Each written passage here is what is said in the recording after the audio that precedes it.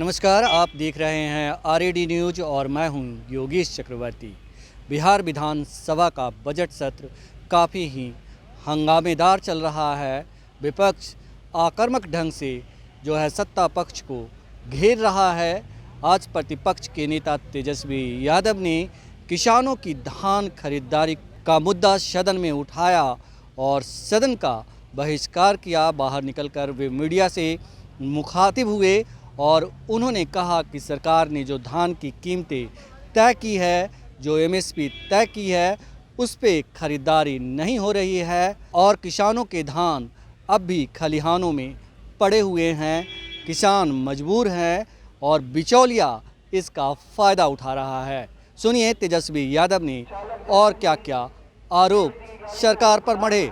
बोल रहे हैं यार, धान पूरा आकर्षण हाथ लाने के चेहरा बाद पे यार, सरकार नीचे से करो पूछा ना, गया नीचे कि करो ना। धान की खरीद नहीं तो सरकार जो है जवाब देती है कि वो एमएसपी के रेट पे नहीं ले सकती। ये शर्मनाक बात है और ये साबित करता है कि जो विपक्ष जो आरोप लगा रहा था और बल्कि जो सरकार की जो नीति थी कि भाई एमएसपी पे हम लोगों को धान की खरीद होनी चाहिए, वो नहीं हो रही है। ये सरकार ने सदन में स्वीकार कर लिया। कहीं 900 रुपए में, कहीं 1000 रुपए में, कहीं 1100 रुपए में साइड होके बना दीपक। और जितना धान की खरीद होनी चाहिए पूरे बिहार में वो खरीद नहीं हो पा रही है। उसका 10% भी खरीद बिहार सरकार नहीं कर पा रही। एमएसपी का क्या फायदा है? हम लोग लड़ाई लड़ रहे हैं कि और फसलों में भी एमएसपी आए ताकि किसान जिस भूखमरी से, जो अन्नदाता है, जिस परेशानी से, तकलीफ से गुजर रहे हैं, जिस आर्थिक संकट से गुजर रहे हैं, उनके मेहनत का जो फसलों की जो मिनिमम जो कीमत होनी चाहिए वो उन तक पहुंचे। यानी सरकार ने साबित कर दिया कि पेपर पे कई जगह जो है एमएसपी भी अगर खरीद हो रही है, हकीकत में 1100 रुपये, 1000 रुपये में खरीद हो रही है। ये आज आप लोगों ने जो बहिष्कार किया, क्या है मामला?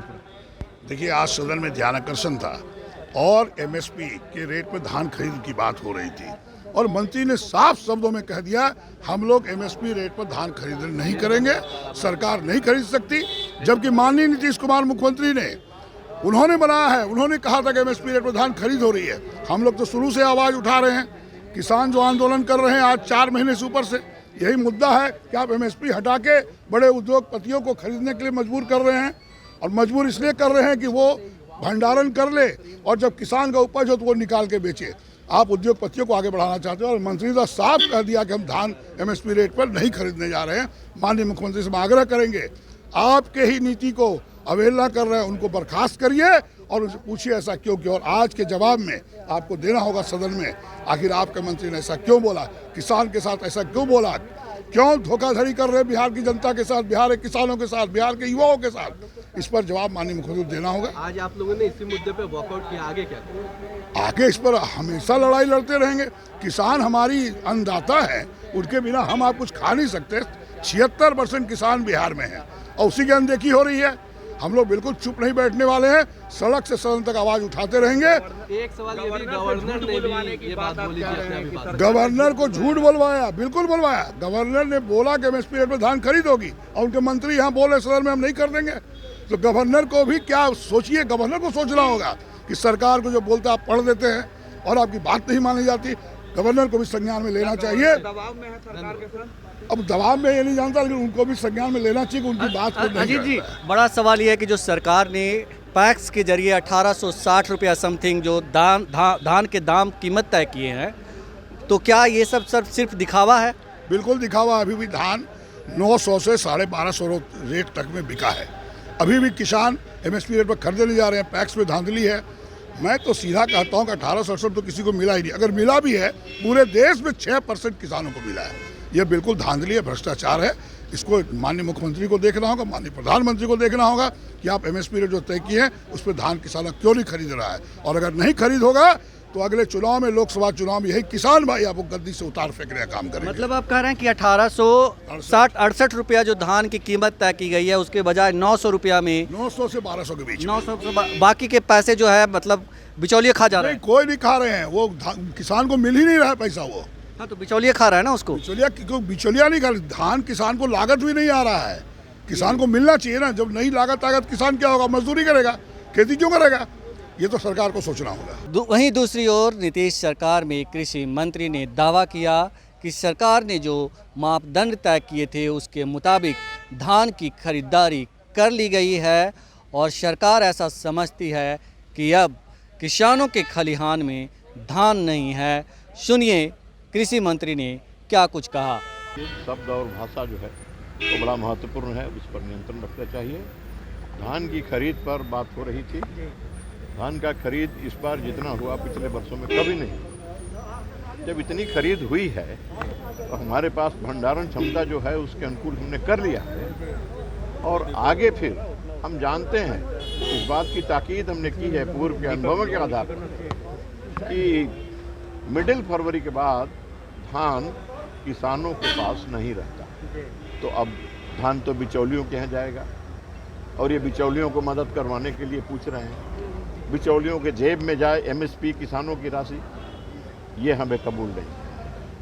यही हमने कहा था, यही हमारा उत्तर उनका कहना है कि एमएसपी देने के बारे में मंत्री ने कहा कि हम एमएसपी दे ही नहीं सकते हैं और हम नहीं देंगे। नहीं, एमएसपी तो हमने दिया जितने किसान खरीद, ये 5 लाख किसानों ने अपना धान बेचा है। 5 लाख किसानों से हमने धान लिया है और 35.5 लाख मैट्रिक टन धान खरीदा है। ये रिकॉर्ड है। ये इस रिकॉर्ड को पहले कभी नहीं, सारे रिकॉर्ड को तोड़ करके ये हुआ है। वो कह रहे हैं कि सदन में आप कह रहे हैं कि एमएसपी लूंगा ही नहीं, ये कह रहे हैं तेजस्वी। अब नहीं लेंगे। अब तो हमने तारीख निर्धारित किया पहले से कि जितना धान हो लाइए और 21 फरवरी तक लाइए, इसके बाद नहीं लेंगे। नहीं, उनका कहना है कि आपने ये कहा है कि एमएसपी पर सरकार नहीं ले सकती है धान। अब उन्होंने क्या सुना है, क्या समझा, फिर मैं कह रहा हूँ कि उनके समझदारी को मैं चुनौती नहीं दे सकता। अब उनके समझदारी को चुनौती नहीं दे सकता। अब वो झूठ बोल रहे हैं, सच बोल रहे हैं, आप जानते हैं। मैं जो कह रहा हूँ वही आप सुनिए। सरकारी आंकड़े में क्या है?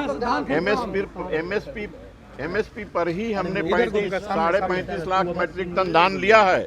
इस बात को सुनिए ध्यान से। अब उसमें क्या क्वेश्चन है, इसमें दूसरा क्या क्वेश्चन है? लक्ष्य रखा गया था लक्ष्य भारत सरकार निर्धारित करती है 45 लाख का रखी थी। 45 लाख मैट्रिक टन का। लेकिन हम लोगों ने 35.5 लाख मैट्रिक टन 21 फरवरी तक निर्धारित किया था कि हम करेंगे और जितना धान खरीदेंगे 21 फरवरी तक खरीदेंगे, क्योंकि हमारा यह अनुमान था कि किसानों के पास धान 21 फरवरी के बाद नहीं रह जाएगा। बाद का लाभ बिचौलिए उठाएंगे।